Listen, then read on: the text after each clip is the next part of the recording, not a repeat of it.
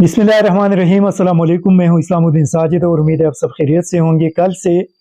अरशद शरीफ साहब शहीद के जो गम है वो दोबारा ताज़ा हो चुका है और यकीनी तौर पे जिस तरह के पूरे पाकिस्तान के अंदर लोग परेशान हैं, उनकी फैमिली की क्या हालत होगी, उनके जो ज़ख़म थे उसको दोबारा ताज़ा कर दिया गया। यकीनी तौर पे कामरान शाहिद साहब ने जो ख़बर चलाई उन्होंने अच्छा नहीं किया कि उनके जो तस्वीर स्क्रीन पे दिखाए और जो कुछ उन्होंने किया वो तो एक तो एथिक्स की भी ख़िलाफ़ है, जो जर्नलिज़म के एथिक्स है उसके भी ख़िलाफ़ है, और दूसरा उनकी फैमिली से बग़ैर पूछे उन्होंने ये काम किया। और उनकी वो फैमिली जो पिछले कितने दिनों से बेचारे मिन्नत समाजत करके ना अस्पताल इंतज़ामिया उनको पोस्टमार्टम रिपोर्ट दे रही थी, न पुलिस वाले देने के लिए तैयार थे, न इंतज़ामिया उनकी कुछ हेल्प करने के लिए तैयार थे। और फिर आखिर में वो इस्लामाबाद हाई कोर्ट भी गए, वहाँ भी उनको पूरी तौर पे तो रिलीफ नहीं मिला, लेकिन कामरान शाहिद साहब को उनकी रिपोर्ट और उनकी तस्वीर और सारी चीज़ें पहुँच गई और पूरे पाकिस्तान से उस पर बहुत सख्त रद्द-ए-अमल आया। लोगों के अंदर बहुत ज़्यादा गम गुस्सा भी फैल चुका है, क्योंकि जो ज़्यादती उनके साथ की गई है, जो जुल्म उनके साथ की गई है, वो किसी इंसान का काम नहीं हो सकता। वो हैवानों का काम तो हो सकता है, लेकिन इंसान कभी भी इस किस्म के काम नहीं कर सकते किसी दूसरे इंसान के साथ। जो कुछ अरशद शरीफ के साथ किया गया है कि उनकी पसलियाँ तोड़ दी गई है, उनके उंगलियाँ तोड़ दी गई है, उनके सीने और सर पे उनको गोली मार दी गई है, उनके हाथ टूट चुके हैं। मतलब किस हद तक जितना जुल्म जो हमने कभी सुना भी नहीं, वो सारे मुजालिम उनके साथ हुए हैं। और सबसे अफसोस की बात यह है, देखिए ये रिपोर्ट तो हुकूमत के पास कब के आई होगी, लेकिन बदकिस्मती ये है कि अभी तक पाकिस्तानी हुकूमत ने कीनिया की गवर्नमेंट से न कोई प्रोटेस्ट की, न उनके यहाँ पे जो हाई कमिश्नर है उनको बुलाया, न वहाँ पे हमारे जो एम्बेसडर है उसने उसको इसी अंदाज से लिया। ये अगर किसी दूसरे मुल्क का कोई शहरी होता, आम शहरी, अरशद शरीफ तो बहुत बड़ा जर्नलिस्ट था,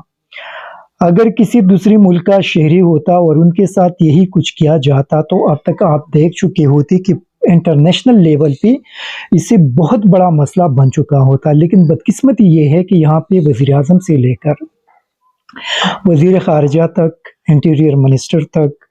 दफ्तर ख़ारिजा तक, मतलब जितने भी ज़िम्मेदार लोग हैं, जिन लोगों की ये रिस्पॉन्सिबिलिटी बनती थी कि वो इस इशू पे आवाज़ उठाते, केनियन गवर्नमेंट के सामने प्रोटेस्ट करते, और ये इशू अगर वो इसमें कोई हेल्प करने के लिए तैयार न होते तो इसको अभी तक इंटरनेशनल प्लेटफॉर्म पे, यूएन पे, इंटरनेशनल कोर्ट ऑफ जस्टिस पे, इंटरनेशनल क्रिमिनल कोर्ट जितने भी है वहाँ पे ये लेकर चले जाते। लेकिन इससे आप अंदाज़ा लगाए, अगर इसमें परस करी ये जो हुकूमती लोग हैं, अगर इसमें वो उनकी कोई इन्वॉल्वमेंट नहीं है जिस तरह के वो कह रहे हैं, तो अभी तक उन्होंने इस पे खामोशी क्यों इख्तियार कर रखी है। अगर ये किसी दूसरे मुल्क का शहरी होता तो क्या उस मुल्क के हुक्मरान इसी तरह खामोश रहते जिस तरह के हमारे हुक्मरान अभी तक खामोश बैठे हुए हैं? ये बड़ा बुनियादी सवाल है और इस सवाल का जवाब कौम को चाहिए। इस सवाल का जवाब ये नहीं है कि वज़ीर आज़म साहब ने सुप्रीम कोर्ट को ख़त लिखा और उनसे रिक्वेस्ट की कि इसके लिए एक जुडिशल कमीशन बनाया जाए। वो तो चलो तहकीकात के लिए सुप्रीम कोर्ट की तरफ से एक जुडिशल कमीशन अगर चीफ जस्टिस साहब चाहे तो वो तो बन जाएगी और तहकीकात करेंगे, लेकिन इसमें जो हुकूमत का अपना एक रोल और किरदार है कि उनका एक सिटीजन कीनिया के अंदर इतने बेदर्दी से शहीद हो चुका है, तो हुकूमत ने अभी तक उस पे क्या इक़दामात किए, अभी तक कीनिया गवर्नमेंट के सामने किस किस्म का प्रोटेस्ट किया, कीनियन गवर्नमेंट की तरफ से उनको क्या जवाब मिला, उनके हाई कमिश्नर को क्या दफ्तर ख़ारिजा में बुलाकर उनके सामने एहतजाज किया गया है, क्या اگر کینین گورنمنٹ کسی تعاون کے لیے تیار نہیں ہے تو کیا پاکستانی حکومت نے اس ایشو کو اقوام متحدہ کے پلیٹ فارم پہ اٹھانے کے لیے کوئی اقدامات کیے ہیں؟ یہ وہ بنیادی سوالات ہیں جو قوم کو اس کا جواب چاہیے۔ اگر ہماری حکومت نے اس پہ خاموشی اختیار کی ہے، وزیر اعظم خاموش، وزیر خارجہ خاموش، انٹیریئر منسٹر خاموش، دفتر خارجہ خاموش، تو پھر قوم کو اس کا جواب دیا جائے کہ اس خاموشی کی وجوہات کیا ہے، کیونکہ قوم جاننا چاہتی ہے۔ دوسرا، ارشد شریف شہید کے بعد ایک بہت تشویشناک قسم کی جو صورتحال بن گئی ہے، اور اس پہ کافی سارے لوگوں نے بات بھی کی، ہمارے دوستوں نے بھی اس ایشو کو اٹھایا۔ کل میجر ریٹائر عادل راجہ صاحب، جو پاکستانی فوج کے ریٹائرڈ میجر ہیں، انہوں نے ایک ٹویٹ کیا اور اس کے اندر انہوں نے یہ لکھا کہ مصدقہ ذرائع کے مطابق مبینہ طور پہ عمران ریاض خان اور سلمان اقبال کو قتل کرنے کے لیے میجر جنرل فیصل نصیر کی جانب سے احکامات دیے گئے ہیں۔ ارشد شریف کی شہادت کے بعد بھی کچھ نہیں بدلا۔ اس کے جواب میں پھر عمران ریاض خان نے اس کو جواب دیا ہے،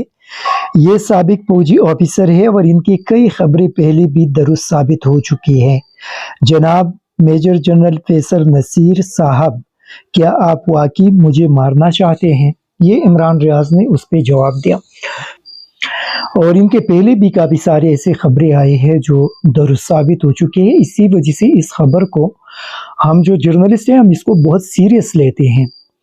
دیکھیے، اس کا یہ ذمہ داری ابھی آرمی چیف کی ہے کہ آرمی چیف اس پہ ایک تو وضاحت بھی کرے، دوسرا عمران ریاض سے خود ہی رابطہ کرے،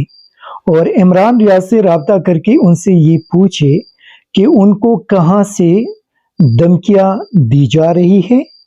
پہلے ان کو کن کن لوگوں نے دھمکیاں دی، پھر ارشد شریف شہید کے نماز جنازہ کے دن کیا کچھ صورتحال اسلام آباد کے اندر تھی، اور اس سے ایک دن پہلے ارشد شریف شہید کے گھر میں جو لوگ آئے تھے انہوں نے عمران ریاض کو کیا پیغام دیا تھا۔ اس سے پہلے جب عمران ریاض کو گرفتار کیا گیا تو اس وقت کن لوگوں نے ان کو گرفتار کیا، پنجاب پولیس نے ان کو کیا بتایا، عمران ریاض کے گھر کے ارد گرد کون لوگ جاتے ہیں، ان کے گھر کے پیچھے کس نے ایک بندے کو لا کر وہاں پہ گولی مار دیا تھا، عمران ریاض کے گھر کے اوپر ڈرون کیمرے کون چلا رہے ہیں، اور اسی طرح عمران ریاض کو فونز پہ دھمکیاں کون دے رہے ہیں۔ دیکھیں، جب ارشد شریف شہید کا یہ سانحہ ہوا تو اس کے بعد پھر ہمارے آفیسرز نے جو فوجی آفیسر تھے، اور انہوں نے پریس کانفرنس کی، D G I S P R اور ڈی جی آئی آئے، تو انہوں نے یہ کہا تھا کہ ارشد شریف کو یہاں پہ کوئی خطرہ نہیں تھا، اور ان کے پاس ایسی کوئی انفارمیشن نہیں تھی کہ ارشد شریف کو کسی قسم کا خطرہ ہے، اور اسی وجہ سے انہوں نے ان کو ملک سے باہر جانے دیا، ورنہ اگر وہ چاہتے تو ارشد شریف ملک سے باہر نہیں جا سکتے تھے۔ تو ابھی کم از کم یہ ساری چیزیں عمران ریاض کے حوالے سے ان کے سامنے آ چکے ہیں، اور یہ ابھی ان کے رسپانسبلٹی ہے کہ D G I S I Imran Riaz کو فون کرے، ان سے پوچھ لے، یا خود وہاں پہ جائے، ان کے گھر جائے، ان سے پوچھ لے، آرمی چیف صاحب ان کو فون کرے یا خود وہاں پہ جائے، ان سے پوچھ لے، اور جن لوگوں کے حوالے سے وہ بتا دے پھر ان لوگوں کے خلاف کارروائی بھی کرے۔ مطلب یہ نہیں کہ آپ اس قسم کی جتنی بھی جرنلسٹ ہے، دیکھیں عمران ریاض،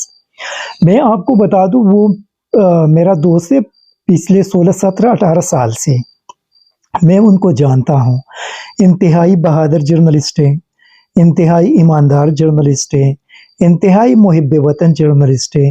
اور جس چیز کو حق سمجھتے ہیں وہ کہہ دیتے ہیں، ان کے اندر کوئی خوف، کوئی ڈر، یہ چیزیں ان کے اندر نہیں ہے۔ دیکھیں، آپ عمران ریاض کے ماضی کے جتنی بھی رپورٹ سے اس کو نکالے، وہ بندہ ہے جس نے اپنے فوج کے شانہ بشانہ کھڑے ہو کر دہشت گردی کے دوران اپنے جوانوں کے مورال بلند کرنے کے لیے ان علاقوں میں گئے جہاں پہ ہر جرنلسٹ کے لیے جانا ممکن ہی نہیں ہے، کیونکہ کوئی بھی بندہ نہیں چاہتا کہ ان کا جو زندگی ہے وہ خطرے میں پڑ جائے، لیکن اس کے باوجود عمران وہاں پہ گئی، کتنے بم دھماکوں کے اندر وہ زخمی ہوئے، وہ کس قسم کے واقعات سے اللہ تعالیٰ نے اس کو زندہ بچا لیا، یہ ساری چیزیں ارشد شریف کی طرح عمران ریاض وہ جرنلسٹ ہے جس نے ہمیشہ پاکستانی فوج کے پشت پہ کھڑے ہو کر، ان کے فرنٹ لائن پہ کھڑے ہو کر انہوں نے اپنے فوجی جوانوں کی مورال کو بلند کرنے کے لیے ایک عظیم کردار ادا کیا۔ ابھی اگر ہماری اسی جرنلسٹ کو دھمکیاں دی جا رہی ہے تو یہ پتہ ہونا چاہیے کہ کون ہے وہ جو اس محب وطن پاکستانی کو دھمکیاں دے رہی ہے اور ان کا منہ بند کرنے کی کوشش کی جا رہی ہے، ان کو دھمکی دی جا رہی ہے کہ اگر اس مرتبہ آپ کو گرفتار کیا گیا تو آپ کی زبان کو کاٹ دی جائے گی، آپ کو بات کرنے سے ہمیشہ کے لیے ختم کر دیا جائے گا، مطلب آپ کی یہ جو صلاحیت ہے اس کو ختم کر دی جائے گی۔ تو وہ کون لوگ ہیں؟ ہم ریکویسٹ کرتے ہیں جناب آرمی چیف صاحب سے، ڈی جی آئی ایس آئی صاحب سے کہ وہ اس کا سخت نوٹس لے۔ دیکھیے یہ تو مطلب اس کے بیچ میں کوئی بھی دشمن بھی آ سکتا ہے، اس قسم کی چیزیں کر سکتے ہیں، جس طرح کے ماضی میں کچھ ایسے واقعات ہوئی،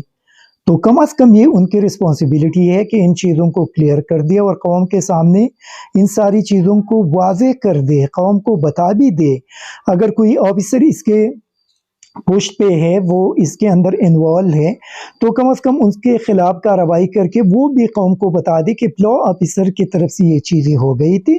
اس کا آرمی کے اعلیٰ قیادت نے نوٹس لیا، ان کے خلاف یہ کارروائی کی گئی، اور پاکستان کے اندر جو جرنلسٹ ہے وہ بالکل ان کے لیے کوئی خطرہ نہیں، وہ اپنا اس سخت حالات میں بھی جو پاکستان کے اندر جرنلسٹ کر رہے ہیں وہ اپنی ذمہ داریوں کو جاری رکھے۔ کم از کم اگر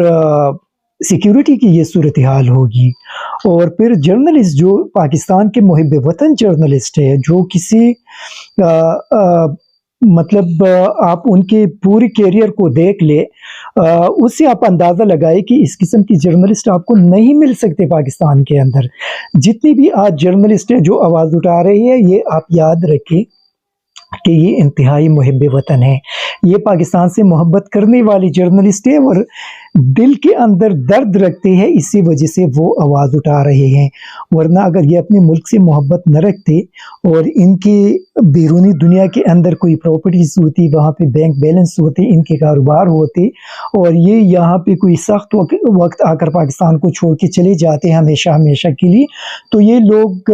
اس قسم کے کام نہ کرتے، لیکن یہ پاکستان سے محبت کرنے والے ہیں، اسی وجہ سے آپ لوگوں کو بتا رہی ہے کہ یہ جو کچھ ہو رہا ہے یہ ٹھیک نہیں ہے، اس سے ہمارے ملک کو نقصان پہنچ رہا ہے، اور وہ پچھلے 7 مہینوں کے اندر سامنے آیا کہ ملک کی اکانومی کدھر پہنچ گئی، انٹرنیشنل فورم پہ آپ کے پاکستان کی کیا حیثیت رہ گئی، آپ کے جو لیڈرز انٹرنیشنل فورم پہ چلے جاتے ہیں ان کو کن قطاروں میں کھڑا ہونا پڑتا ہے، یہ ساری چیزیں آپ کے سامنے آ گئی ہیں۔